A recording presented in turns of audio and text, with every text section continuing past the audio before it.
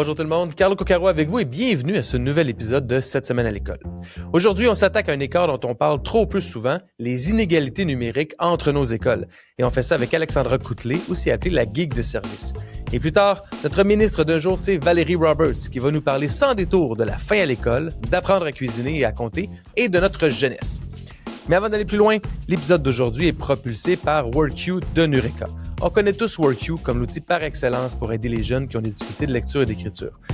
Mais dès juillet, WorkU va ajouter aussi la prédiction phonologique. L'élève peut écrire un peu plus au son et WorkU va trouver la bonne orthographe intégrée directement dans la même boîte de prédiction de mots. Et tout ça, c'est inclus dans le prix, sans frais supplémentaires.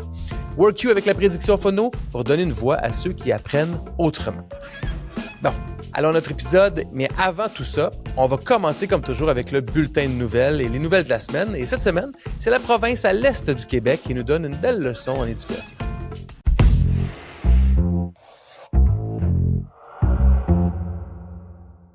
Pour le bulletin de nouvelles cette semaine, il y a 3 nouvelles provenant du Nouveau-Brunswick qui ont attiré mon attention. Un article de Mylène White de Radio-Canada le 4 juin dernier sur les dîners scolaires, un autre de Frédéric Camarano du 1er juin dernier pour une stratégie en éducation sur 12 ans et un 3e article sur la révision du modèle d'inclusion de Nicolas Steinbach du 3 juin dernier. En gros, c'est 3 nouvelles qui viennent du Nouveau-Brunswick la même semaine qui dessinent une vision.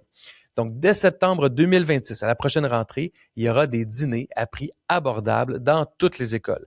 4 $ au primaire, 5 $ au secondaire. Gratuit aussi pour les familles à faible revenu. C'est un modèle qui est déjà testé dans 25 écoles et ça semble très bien fonctionner. Deuxième nouvelle, une stratégie en éducation sur 12 ans pour les écoles francophones avec une mise à jour aux 3 ans jusqu'en 2037. La 3e nouvelle, c'est qu'il y a aussi une révision du modèle d'inclusion scolaire, un modèle vieux de 40 ans qui est salué par l'UNESCO comme un exemple d'inclusion scolaire. Alors, c'est 3 gestes à 3 échelles différentes, là, nourrir, planifier, inclure. Puis la ministre de l'Éducation, Claire Johnson, le résume simplement, un enfant qui a faim, il n'est pas capable d'apprendre. Puis la stratégie assume aussi une chose qu'on dit rarement à voix haute. Réussir dans un système minoritaire, c'est plus difficile. Donc, ça demande un plan, pas seulement des annonces à la pièce. Puis nous, au Québec, on a tendance à planifier d'un budget à l'autre ou une ministre de l'Éducation au suivant. Le Nouveau-Brunswick, eux, ils viennent de le faire sur 12 ans avec des ajustements aux 3 ans. Et je pense qu'au Québec, on est rendu là à refaire ce qu'on pourrait appeler des états généraux, une grande consultation pour se redonner une vision commune en éducation. La deuxième nouvelle, donc disons que ces 3 nouvelles-là étaient un même bloc. Ma deuxième nouvelle, c'est on a simplifié récemment, la ministre Sonia Lebel en Éducation au Québec a simplifié le financement des écoles, mais on rajoute déjà une nouvelle enveloppe. Donc, vous le savez, j'en ai parlé dans un autre épisode, on est passé de 260 mesures budgétaires distinctes à 37 grandes familles d'enveloppes. Donc, on a dit aux écoles, on vous fait confiance. Vous allez pouvoir mieux dépenser l'argent, vous êtes plus près des élèves, plus près des besoins, vous allez pouvoir décider plutôt que d'avoir des mesures dédiées qui viennent du ministère. Ce sera des mesures groupées que vous pourrez affecter selon les besoins du milieu. Mais Québec annonce 24,1 millions de dollars pour ajouter 1 million de nouveaux livres dans les bibliothèques des écoles secondaires dans les 3 prochaines années. Évidemment, c'est une bonne nouvelle, sauf qu'elle arrive en plein milieu d'une réforme qui visait exactement l'inverse, arrêter de multiplier les enveloppes dédiées. C'est tout le paradoxe de la décentralisation. On dit aux écoles, on vous fait confiance, gérez l'argent selon votre réalité, mais dès qu'un groupe organisé monte au front, on recrée une enveloppe pour être sûr de dépenser l'argent dans une certaine dépense particulière. Donc, on reprend d'une main l'autonomie qu'on vient tout juste de leur redonner de l'autre côté. Puis la vraie question, c'est pas est-ce qu'on aime les livres. Évidemment, on aime les livres, c'est une bonne chose, les livres.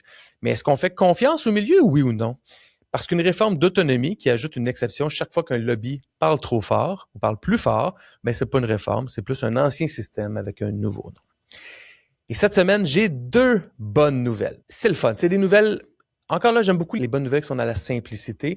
Alors, c'est 2 nouvelles. Une de Éric-Pierre Champagne de la presse du 5 juin 2026 et une autre de l'équipe de Radio-Canada du 3 juin dernier. Donc, pêche en éducation physique et vélo et concentration. C'est 2 histoires qui font du bien. D'un côté, une école où on va aller pêcher, on va aller taquiner le poisson pendant les cours d'éducation physique dans le nord-ouest de l'île de Montréal, du centre de services scolaires de Montréal.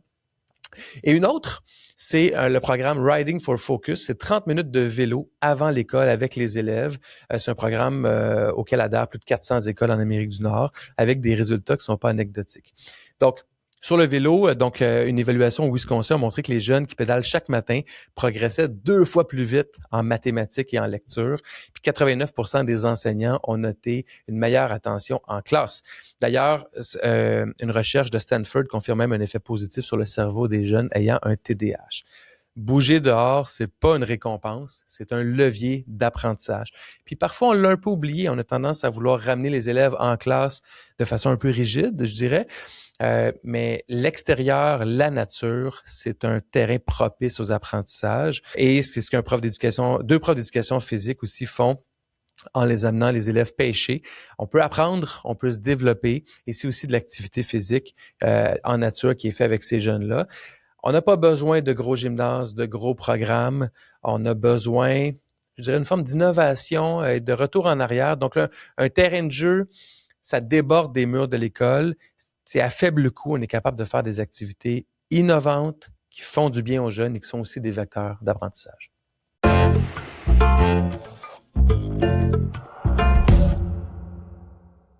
Imaginez 2 écoles. Dans une, chaque élève a son appareil, son iPad ou un ordinateur. Puis le Wi-Fi tient le coup quand les 30 élèves sont connectés. Puis même l'enseignant vient de terminer sa formation sur l'intelligence artificielle en classe. Plus que ça, la direction utilise le tableau de bord de la GRIX pour essayer de cibler les élèves qui sont plus à risque de décrochage. Puis dans l'autre école, c'est une école où il y a 2-3 appareils pour un groupe de 30-35 élèves. Ils utilisent beaucoup de manuels puis cahiers d'exercices papier. Puis le dernier atelier techno suivi par l'enseignant, l'enseignante, et même par les élèves, date de 2019. Mais Alexandra Coutelet vit ces 2 mondes depuis 20 ans. Elle est enseignante devenue conseillère pédagogique puis consultante spécialisée en transformation numérique, connue et reconnue sous le nom de la geek de service. Elle parcourt les écoles du Québec comme une sorte de médecin de famille du numérique. Elle accompagne les écoles, les CSS et les organisations dans leur virage numérique. Son regard est unique et c'est ça qu'on va aller creuser ensemble. Alexandra, je t'entends de rire. Merci d'être là au balado. Merci. Je ne sais pas si je suis un médecin numérique, mais bon, j'essaie d'aider où je peux. J'aime bien l'image. Moi aussi, j'aimais l'image, donc je me suis dit, c'est une image intéressante parce que on va en parler aujourd'hui des inégalités entre les différentes écoles ou les différentes régions. Tu parcours les écoles à toutes les semaines, tu es sur la route tout le temps. Je te suis sur Facebook, puis je veux dire, il n'y a pas une journée où tu n'as pas une photo dans un nouveau milieu. C'est quoi ton meilleur exemple? À quoi ça ressemble à une école qui intègre le numérique de façon wow? Et l'exemple opposé, là où on a l'impression que c'est complètement inexistant, ça ressemble à quoi? En fait, je te dirais, contrairement à ce qu'on va peut-être penser, les élèves n'ont pas le nez dans un écran tous les jours dans une école qui utilise énormément le numérique.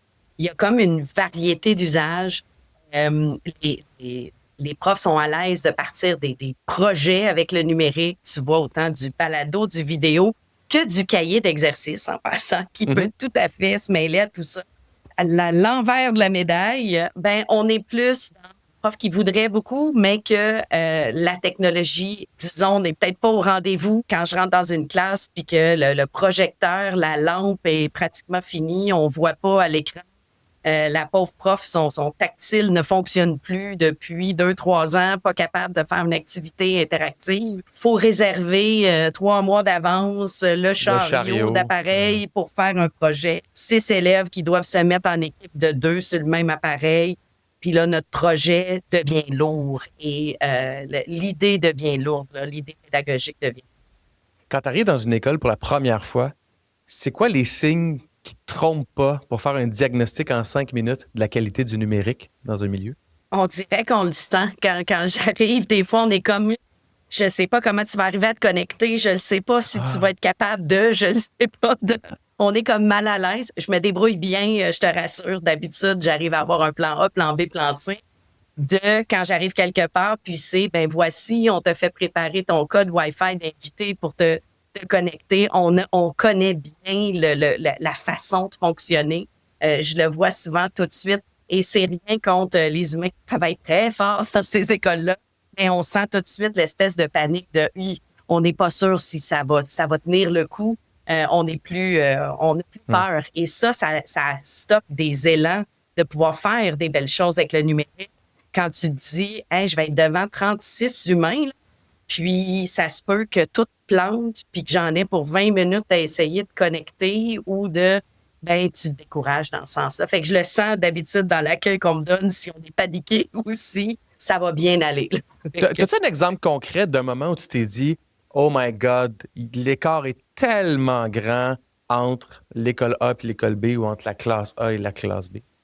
Je te dirais, ce que tu constates, c'est qu'éventuellement, les enseignants se découragent de l'utiliser. Ils la voient, la possibilité, mais tu le sens que ça s'effrite, que les formations techno sont moins intéressantes parce qu'on sait qu'on n'aura pas les accès qu'on a besoin. Tu le sens au quotidien, qu'on trouve que c'est des belles idées, mais que ce ne sera pas réalisable. Puis dans les milieux où tu es allé, puis où, par exemple, le numérique n'est pas bien accueilli ou, un peu ce que tu dis, là, les obstacles sont tellement grands qu'on ne l'utilise pas. Est-ce que tu as observé quelque chose en termes d'attitude de la part des élèves, de motivation ou de...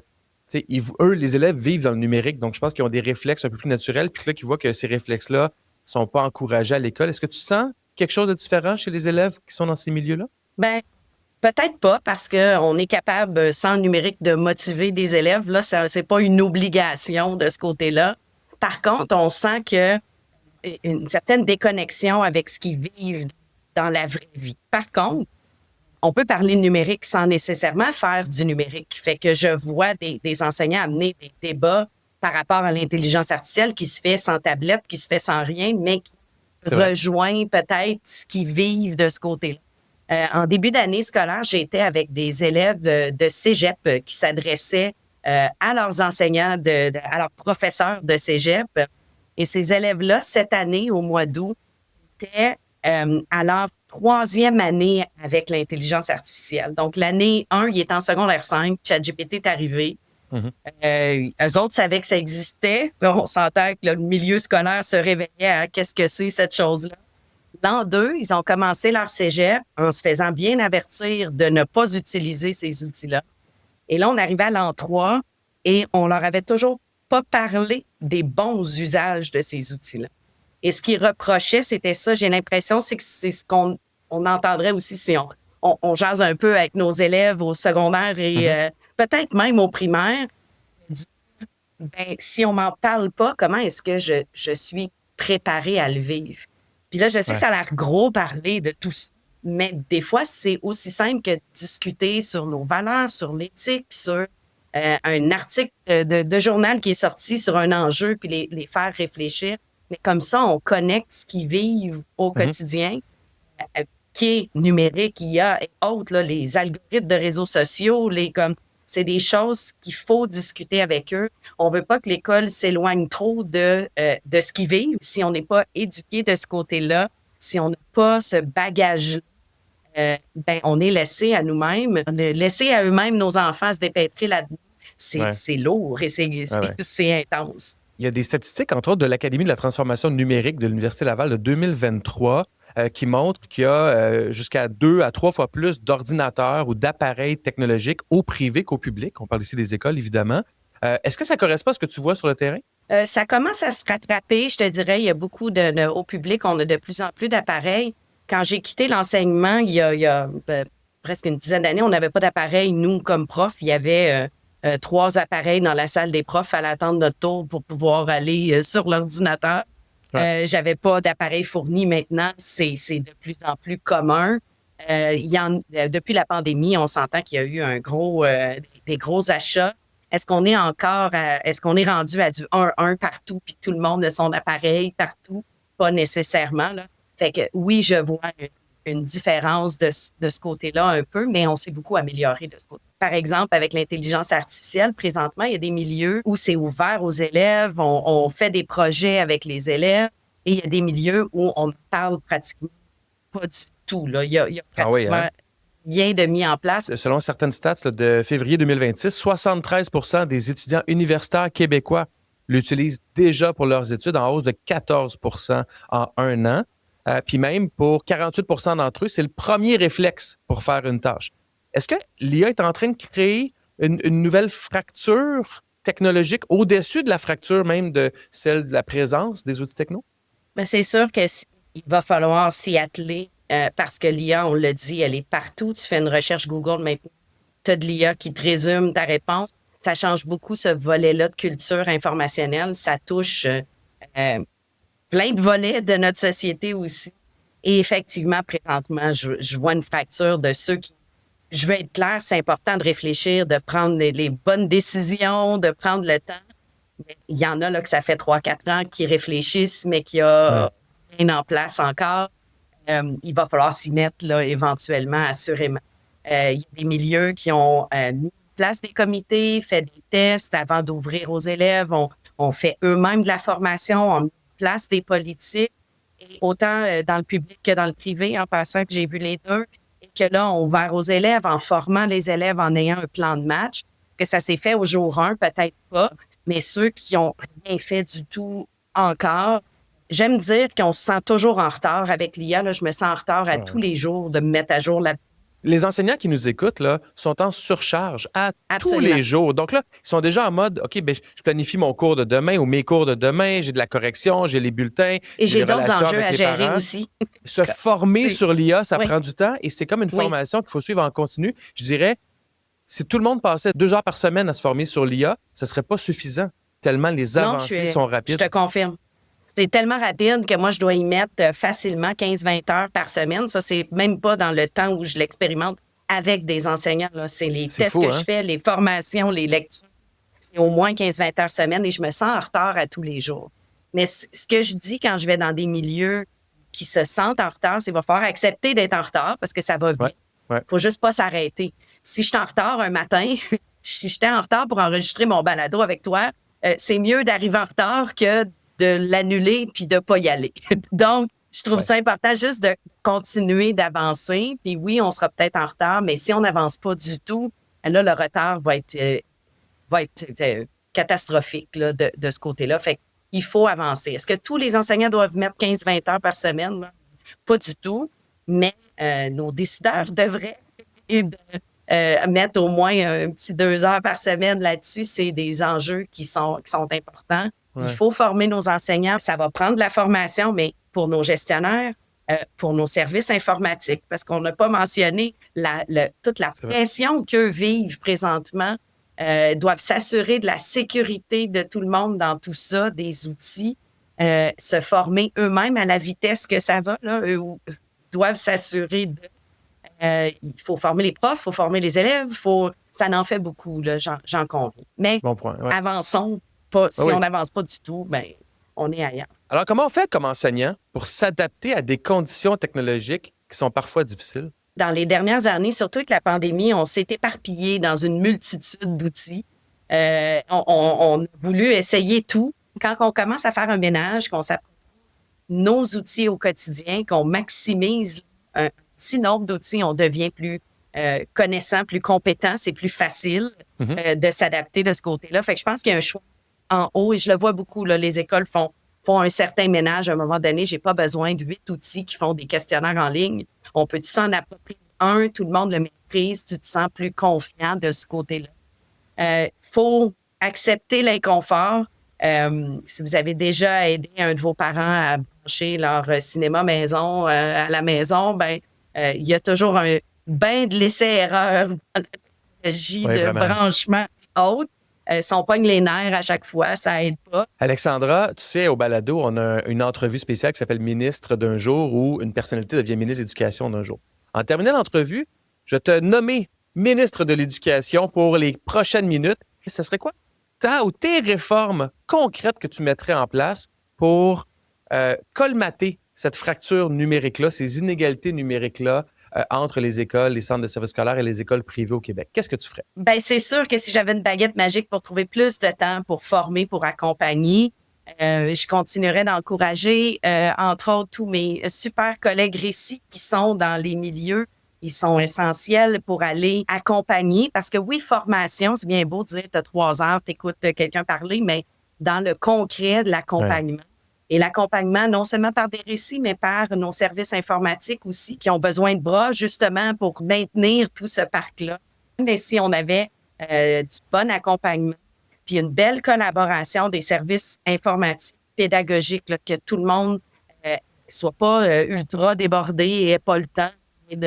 Tout le monde se parle. Les milieux qui avancent le plus vite, présentement, c'est ceux où le pédagogique et le technique se parlent, travaillent en équipe, avancent en équipe. Si je pouvais amener plus de ça, c'est sûr que là, on serait peut-être... Alexandra Coutelet, a.k.a. la geek de service. Merci d'avoir été là. Merci à toi.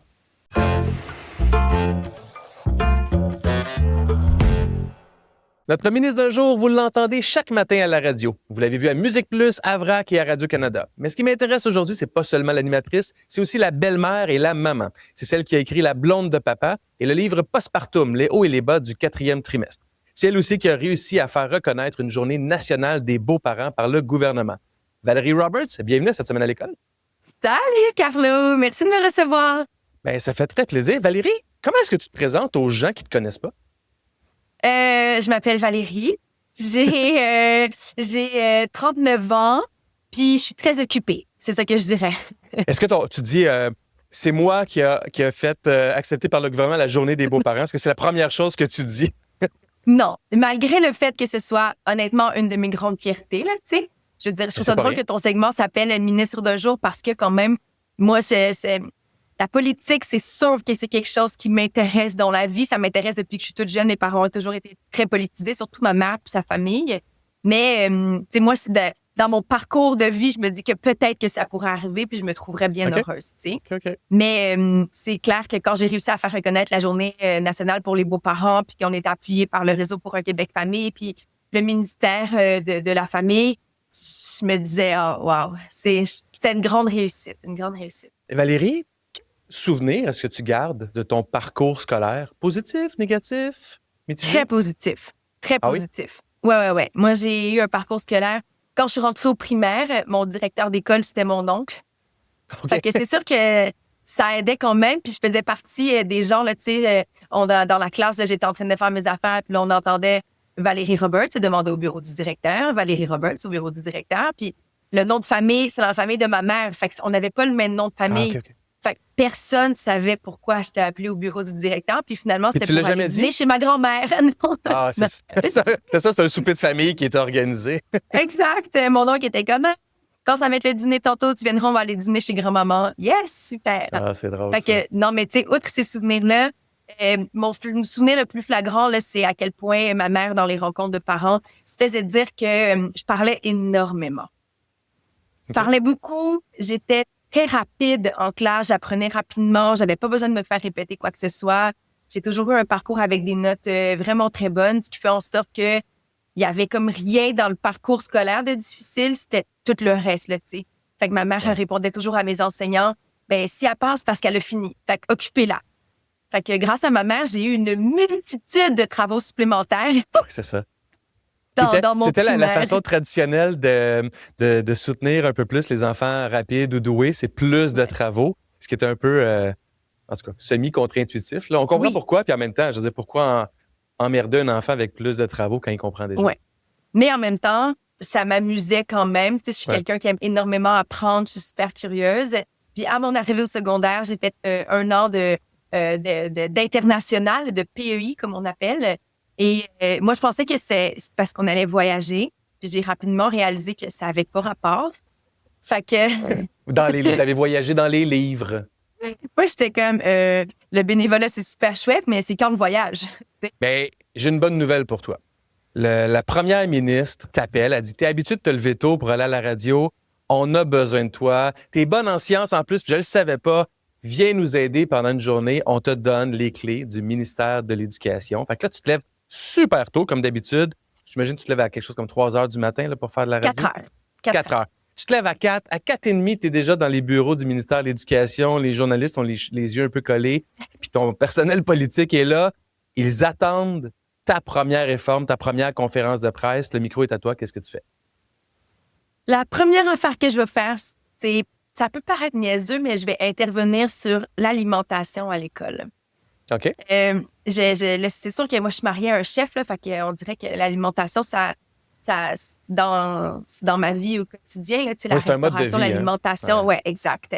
Mais je pense que tu peux pas apprendre convenablement si t'as faim. Je pense que tu peux pas apprendre convenablement si ce que tu as mangé le matin va pas te soutenir pour ta journée au complet. Puis moi, je me rappelle que je trouvais que les journées étaient longues à l'école. Tu sais, c'est de nombreuses périodes. Oui, tu as les récréations, mais c'est quand même des longues journées. Puis je trouve vraiment que si t'es pas soutenu, tu seras pas apte à bien comprendre. Fait que je pense que la première affaire, ce serait ça. Je suis pas mal persuadée que si tout le monde a des aliments nutritifs puis est soutenu pour son parcours scolaire, en termes de, je pense pas à manger, là, tu sais, je pense pas au fait que je veux une collation. Je suis sûre que c'est un petit peu plus facile.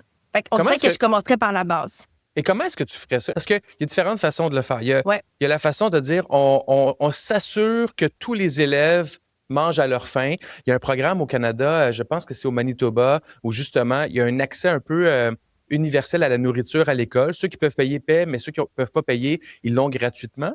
Ou tu irais plus loin en incluant à même la formation, à même les activités pédagogiques, puis on voit ça des fois dans certains milieux, les jeunes qui vont préparer la nourriture pour les autres. Donc, il y a un double apprentissage ou un triple gain. Le gain pour chacun qui mange à sa faim, le gain d'apprendre à cuisiner, puis en plus de faire partie de cette école-là qui devient un vrai écosystème. Ben, écoute, tes 2 points sont excellents. Le premier point, c'est-à-dire de permettre aux gens de manger. Si tu as l'argent, tu payes. Si tu n'as pas l'argent, tu ne payes pas, mais tout le monde a accès à la nourriture. Je pense que ça, c'est la base de la chose, là.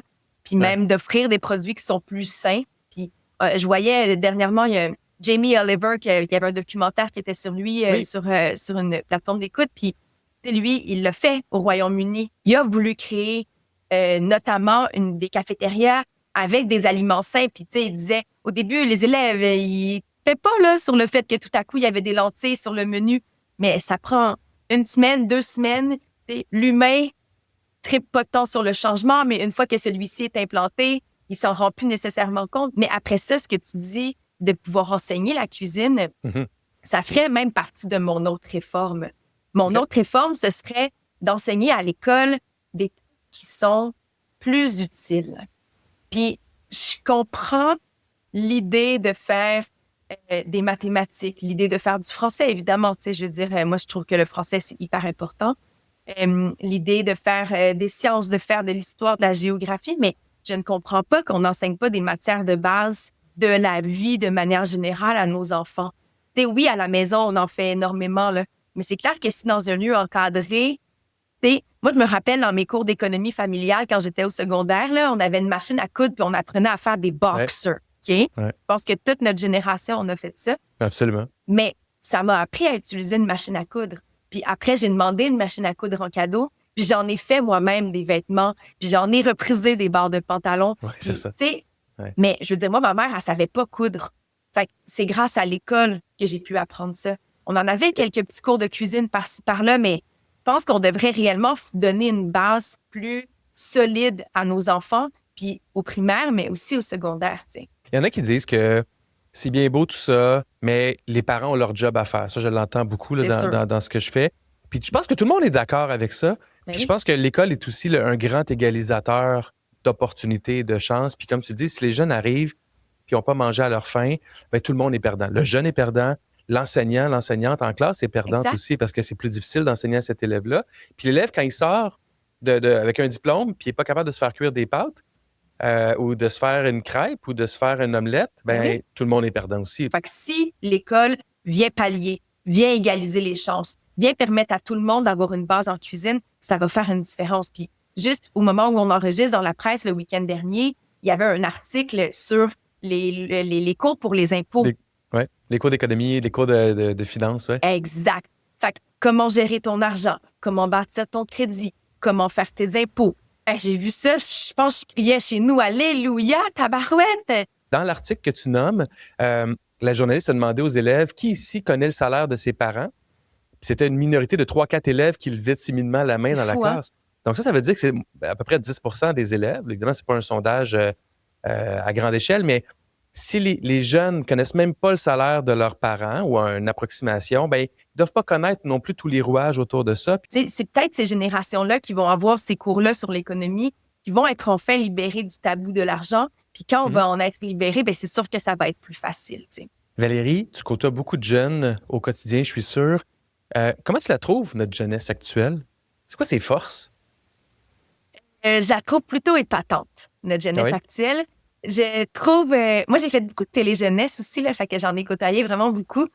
Puis, je trouve que c'est la majorité du temps, la grande majorité du temps même, des gens qui sont hyper curieux, qui sont hyper ouverts, peut-être encore plus dorénavant qu'ils ont accès à Internet puis à la mondialisation. Puis, tu sais, je trouve ça beau, moi, qu'ils soient capables de prendre leur téléphone puis de parler avec quelqu'un qui est n'importe où dans le monde puis d'avoir accès à la culture de partout sur la planète puis d'avoir, tu sais, oui, évidemment, il y a trop de TikTok. Puis oui, évidemment, il y a trop de temps passé sur les écrans, mais ces écrans-là aussi, ça leur apprend certaines choses qui sont pas, qu'on pourrait pas nécessairement apprendre à l'école, tu sais. Puis une ouverture sur le monde, je trouve, qui est vraiment impressionnante, puis que moi, j'ai jamais eu la chance d'avoir parce que on n'avait pas ça. Mais je trouve qu'on démonise beaucoup les jeunes. Je trouve qu'on leur donne pas de lieu. Tu sais, je regarde mes adolescentes, mettons, là, l'été s'en vient, là. Ben là, elles sont, mettons, mon ado qui a 13 ans. Elle est trop vieille pour un camp de jour. Elle est trop jeune pour aller travailler. Fait qu'elle fait quoi? Tu sais, ils ont pas de lieu, ils ont pas d'endroit pour se rassembler. Ils vont au centre d'achat parce que ils s'en vont se promener là. Mais là, après ça, on les chasse des magasins parce qu'ils flânent. Tu sais, on les chasse des parcs parce qu'ils flânent. Ça aussi, j'ai l'impression qu'on a beaucoup pensé à des lieux pour les adultes, à des lieux pour l'enfance. Tu sais, il y a des parcs partout, puis les parcs, c'est des modules, puis on demande aux ados de pas aller dans le module parce que les petits-enfants vont pouvoir y aller. Je trouve qu'ils n'ont pas le lieu. Puis je trouve que notre jeunesse, on l'encourage pas tant que ça. Je trouve qu'on la démonise. On dit qu'elle est poche, on dit qu'elle est démotivée, on dit qu'elle est trop sur son téléphone. Mais je me demande si c'est pas nous qui faisons en sorte qu'elle est comme ça, notre jeunesse, tu sais. Valérie, tu t'es levée tôt ce matin. Tu as eu une grosse journée, des grosses réformes, des projets pilotes. Puis là, tu es allée visiter une école... disons une école secondaire dans ton coin à Boucherville. Tu as parlé aux élèves, tu as parlé au personnel, les journalistes t'ont posé 2-3 questions. Puis là, tout le monde est parti. Les lumières sont fermées, mais il y a un tableau sur lequel tu peux écrire un mot, une phrase pour les jeunes quand ils vont revenir le lendemain matin. Qu'est-ce que tu écris au tableau? Wow, c'est une excellente question. Je pense que je leur dirais de croire en eux. Puis je pense que je leur dirais que de pas se mettre de limites, de peut-être pousser plus fort que ce qu'ils imaginaient. J'ai l'impression que parfois, les jeunes, ils manquent un petit peu de motivation puis de gens qui croient en eux. Encore une fois, on les rabaisse parfois, nos jeunes, en disant qu'ils passent trop de temps sur leur téléphone intelligent. Mais moi, je vois mes 2 grandes filles, puis quand on leur demande de faire des activités puis qu'on les pousse un peu plus fort, puis elles vont laisser de côté le téléphone puis elles vont faire d'autres choses. Puis ça va être extraordinaire. Mais il faut aussi leur laisser la place pour pouvoir le faire, tu sais. Fait que, tu sais, fais ta place, crois en toi, puis je pense qu'après ça, on pourrait être très impressionné. Je pense qu'on va être très impressionné par ce qu'ils vont faire. Valérie Roberts, merci beaucoup. Merci à toi.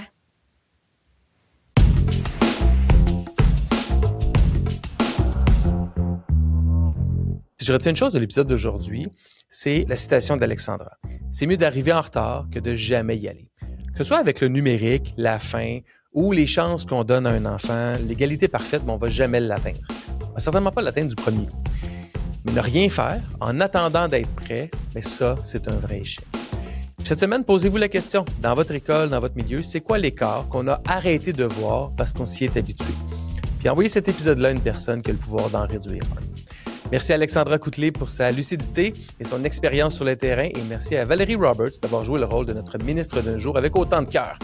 Prenez soin de vous, prenez soin de vos élèves, bonne fin d'année scolaire. On se revoit la semaine prochaine pour un nouvel épisode de Cette semaine à l'école. Bye tout le monde.